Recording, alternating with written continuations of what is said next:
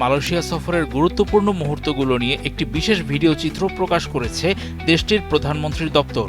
2 minute 40 সেকেন্ডের ভিডিওটিতে আবহ সঙ্গীত হিসেবে ব্যবহার করা হয়েছে বাংলাদেশের জনপ্রিয় সঙ্গীত শিল্পী হাবিব ওয়াহিদ ও মেহের নিগরি রুস্তামের গাওয়া সারা জাগানো গান মহাজাদু। বাউল সাধক দূরবীন শাহর শিষ্য গীতিকবি খোয়াজ মিয়ার কথায় তৈরি এই গানটিতে বাংলার বাউল সুরের সঙ্গে ফার্সি কাব্যিক আবহের এক চমৎকার সংমিশ্রণ রয়েছে। 23 জুন সকাল 9টার দিকে মালয়েশিয়ার প্রধানমন্ত্রী আনোয়ার ইব্রাহিমের ভেরিফাইড ফেসবুক পেজে ভিডিওটি আপলোড করা হয়। প্রকাশের পর সামাজিক যোগাযোগ মাধ্যমে এটি ব্যাপক সাড়া জাগায়। প্রথম 3.5 ঘন্টাতেই 9 লক্ষেরও বেশিবার তা দেখা হয়। ভিডিওটিতে দুই দেশের সরকার প্রধানের মধ্যকার দ্বিপাক্ষিক বৈঠক, মধ্যাহ্নভোজ ও যৌথ সাংস্কৃতিক অনুষ্ঠান সহ সফরের নানা চিত্র স্থান পেয়েছে। ভিডিওর একটি অংশে রোহিঙ্গা সংকট নিয়ে মালয়েশিয়ান প্রধানমন্ত্রী আনোয়ার ইব্রাহিমের বক্তব্য বিশেষভাবে তুলে ধরা হয়।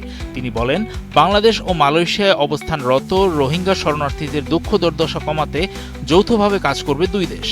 এছাড়া এই সংকটের টেকসই সমাধান অর্জনে দুই দেশের পররাষ্ট্র মন্ত্রণালয় এবং আসিয়ানের মাধ্যমে মিয়ানমার সরকারের সঙ্গে আলোচনা চালিয়ে যাওয়ার কথাও বলা হয়। এই বক্তব্যের পেছনেও ব্যাকগ্রাউন্ড মিউজিক হিসেবে মহাজাদু গানটি মৃদুস্বরে বাজতে শোনা যায়। ত্রয়োদশ জাতীয় সংসদ নির্বাচনে বিপুল ব্যবধানে জয়ী হয়ে সরকার গঠনের 4 মাস পর এটি প্রধানমন্ত্রী তারেক রহমানের প্রথম আনুষ্ঠানিক রাষ্ট্রীয় সফর। 21 জুন তিনি মালয়েশিয়ায় পৌঁছান এবং 2 দিনের সফর শেষে 22 জুন চীনের তালিয়ান শহরের উদ্দেশ্যে রওনা হন।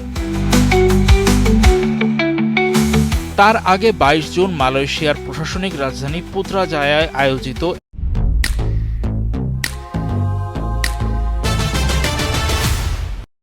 এক যৌথ সংবাদ সম্মেলনে আনোয়ার ইব্রাহিম জিয়া পরিবারের সঙ্গে তার দীর্ঘদিনের সুসম্পর্কের স্মৃতিচারণ করেন। তারেক রহমানের প্রয়াত বাবা শহীদ প্রেসিডেন্ট জিয়াউর রহমান ও মা সাবেক প্রধানমন্ত্রী বেগম খালেদা জিয়ার কথা স্মরণ করেন তিনি।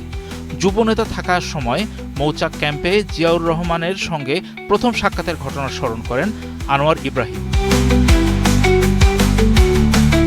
উপপ্রধানমন্ত্রী হিসেবে দায়িত্ব পালনের সময় বেগম খালেদা জিয়ার সঙ্গে একাধিক দ্বিপক্ষীয় বৈঠকের কথাও উল্লেখ করেন আনোয়ার ইব্রাহিম। তারেক রহমানকে ভাই সম্বোধন করে তার রাজনৈতিক সংগ্রামের প্রশংসা করেন মালয়েশিয়ার প্রধানমন্ত্রী। তিনি আরও বলেন, তারেক রহমান এবং তার পরিবারকে দীর্ঘ সময় ধরে চরম প্রতিকূলতা ও সংগ্রামের মধ্য দিয়ে যেতে হয়েছে।